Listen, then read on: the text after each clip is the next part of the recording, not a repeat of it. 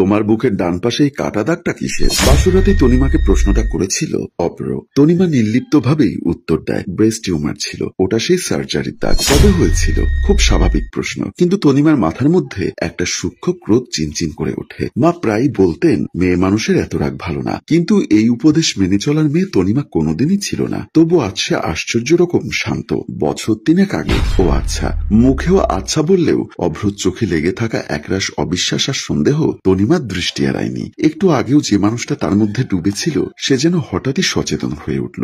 রাত অনেক হয়েছে, সুতরাং আমাদের এখন ঘুমানো উচিত বলেই সে পাশ ফিরে শুয়ে পড়ল। তনিমাও আর কোনো কথা বাড়ালো না। হঠাৎ করেই তার সেই রাগটা গম্ভীর বেদনায় রূপ নিল। সেই বেদনার 2-4 ফোঁটা ঝরেও পড়ল গাল বেয়ে। আস্তে করে উঠে ওয়াশরুমে ঢুকে মুখে পানি মেরে ভাবল অভ্র আমাকে বিশ্বাস করেনি, কিন্তু সত্যি এসএসসি পরীক্ষার আগে ওর ব্রেস্ট টিউমারের সার্জারি হয়েছিল। এই সার্জারির জন্য মেয়েটা টেস্ট পরীক্ষা পর্যন্ত দিতে পারেনি। যদিও সার্জারিটা খুব বড় কিছু ছিল না, তবু ভয় ওকে কাবু করে ফেলেছিল। পড়ালেখায় গতি ফিরল না, এসএসসি রেজাল্টটাও আশানুরূপ হয়নি। তাই ওই স্মৃতিটা তনিমা মনে রাখতে চায় না। তবু তার বাসর রাতে স্বপ্ন ভাঙতে সে রাজি হয়ে গেল। পরিবারের পছন্দে শিক্ষিত আর সুশীল একটা ছেলেকেই তো বিয়ে করেছি, কিন্তু কেমন শিক্ষিত সে যে একটা সার্জারির দাগ চিনতে পারে না, অন্য কিছু ভেবে বসে আছে। বিয়ের 2 দিন বাদেই অভ্র কৌশলে তনিমার ফেসবুক আইডির পাসওয়ার্ড চাইল। তনিমা, তোমার এফবি পাসওয়ার্ডটা বলো তো, আমার সাথে অ্যাড দিয়ে দেই। তনিমা ফেসবুকে খুব একটা অ্যাক্টিভ না, কেবল বন্ধুদের সাথে যোগাযোগটা রাখার জন্য ফেসবুক ইউজ করা। সোজাসাপটা উত্তর দিয়ে দিল, পাসওয়ার্ড কেন লাগবে, তুমি রিকোয়েস্ট পাঠিয়ে দাও, আমি অ্যাকসেপ্ট করে নিব। তনিমার কথার প্রতি উত্তরে সেদিন অভ্রের মুখে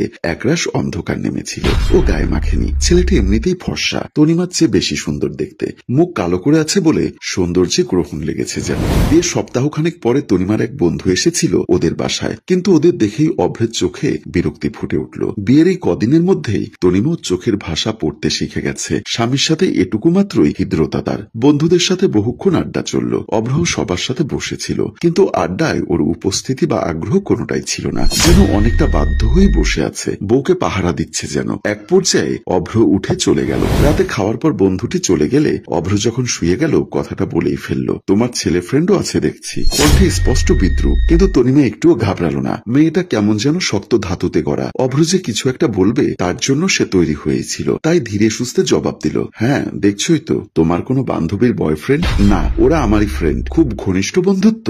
দীর্ঘদিনের বন্ধুত্ব। আচ্ছা। সেদিন রাতে প্রতিদেব কেবল পাশ ফিরে শুয়েই ক্ষান্ত হলেন না, তাদের মাঝখানে একটা কোলবালিশও স্থান পেল। তনিমা আবারও অবাক হলো, একটা শিক্ষিত লোকের মন কি করে এতটা সংকীর্ণ হতে পারে? অবশ্যই এসব ভেবে কোনো লাভ নেই। বাবা মায়ের পছন্দে বিয়ে করলো, তারা নিশ্চয়ই ভুল করতে পারেন না। তনিমার জন্য হয়তো এই ছেলেটাই পারফেক্ট। একটু সন্দেহ প্রবণ তো কি হয়েছে, থাক না। সেদিন অভ্র অফিসে চলে যাবার পর তনিমা কিচেনে ব্যস্ত ছিল। হঠাৎ কলিং বেলের শব্দে কিছুটা চমকে ওঠে।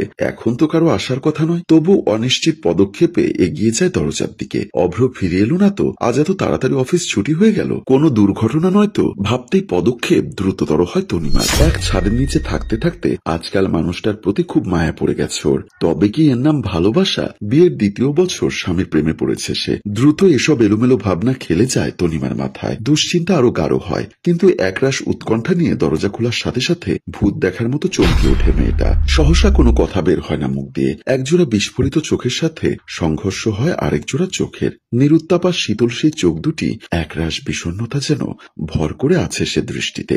স্বামীকে জড়িয়ে ধরে কান্না চোখে বলল, তুমি আমাকে মাফ করে দিও, আসলে আমার আর বেশি সময় নেই। আমার শরীরে ক্যান্সার বাসা বেঁধেছে, আমি খুব তাড়াতাড়ি তোমাদের ছেড়ে চলে যাব। কথা বলার পর আমার স্বামীর বিয়ে হওয়ার পর থেকে মনে হয় এই প্রথম অন্তর থেকে আমাকে জড়িয়ে ধরল। বলল, প্লিজ কান্না করো না, আমি তোমাকে মরতে দেব না, চিকিৎসা করাবো। 1 সপ্তাহ পর আমার স্ত্রী পৃথিবী ছেড়ে চলে গেল। তার লাশ মেডিকেল থেকে ডাক্তার আমাকে বুঝিয়ে দিল। আমার খুব খারাপ লাগছিল। রাতের বেলা দাফন কাফন শেষ করে ঘুমোতে আসলাম। স্ত্রীর মৃত্যুতে দুঃখে কষ্টে বুক হাহাকার করে উঠল। ভাবলাম স্নান করার পর তার ভেজা চুলের ঘ্রাণ আর পাওয়া হবে না। তার স্মৃতি অনেক কিছু মনে করিয়েছিল। মাঝরাতে যখন একা একা শুয়ে সব ভাবছি, তখন জানালায় কটমট শব্দ হলো। আমি মনে করেছিলাম আজকাল বিড়ালের উৎপাত বড্ড বেড়েছে। হুসহুস করে আওয়াজ করলাম, যাতে বিড়াল পালিয়ে যায়। না, তার কিছুই হলো না। কিছুক্ষণ পর আবারও শব্দ, সাথে গঙ্গানির আওয়াজ ভেসে এলো। মাঝরাতে কে গঙ্গানির স্বর তুলছে? জানালা খুললাম। কবর থেকে 1 ফুট মাথা বের করে আমার স্ত্রী কাতর স্বরে চোখে চোখে তাকিয়ে বলল, এত ভালোবাসতে আমায়? তাহলে আমার কাছে চলে এসো, এখানে তোমাকে আদর দেব, ভালোবাসা দেব। হঠাৎ আমার ধ্যান ফিরে আসলো। খট করে দরজা বন্ধ করে দিলাম। এ কেমন মেয়ে, মরার পরেও প্রেমে ধরা দিতে কবর থেকে উঠে এলো। মাঝরাতে প্রেম দিয়ে কি করব আমি? ভয় পেয়ে দ্রুত বিছানার কাছে আসলাম। দেখলাম বিছানায় আমার আমার মতোই হুবহু একটা মানুষ শুয়ে শুয়ে কাঁদছে। তার চোখ থেকে গাঢ় কালো রঙের রক্ত গড়িয়ে পড়ছে। আমি ভয় পাথর হয়ে গেলাম। এমন সময় পায়ের নিচে চিনচিন ব্যথা অনুভব করলাম। নিচে তাকিয়ে দেখলাম আমার স্ত্রী আমার পায়ের গোড়ালিতে তার ধারালো দাঁত বসিয়ে দিয়েছে। আমার পা থেকে রক্ত পড়ছে। বিছানায় শুয়ে থাকা লোকটা আর আমার স্ত্রী দুজনেই বিশ্রী ধরনের অঙ্গভঙ্গিমা করছে। সম্মানিত দর্শক, এখন আমি কি করব আপনারাই বলুন। আসলে এটা কি আমার স্ত্রী নাকি ভূত পেতনি আমাকে ঘায়েল করেছে? আপনাদের জানা থাকলে কমেন্ট বক্সে লিখে জানান। এই গল্পটি ভালো লাগলে লাইক, কমেন্ট, শেয়ার করে অন্যকে দেখার সুযোগ করে দিন। গল্পটির রচনা ও প্রযোজনায় মঞ্জুর মোর্শেদ। ক্যামেরায় শিহাব। ধন্যবাদ।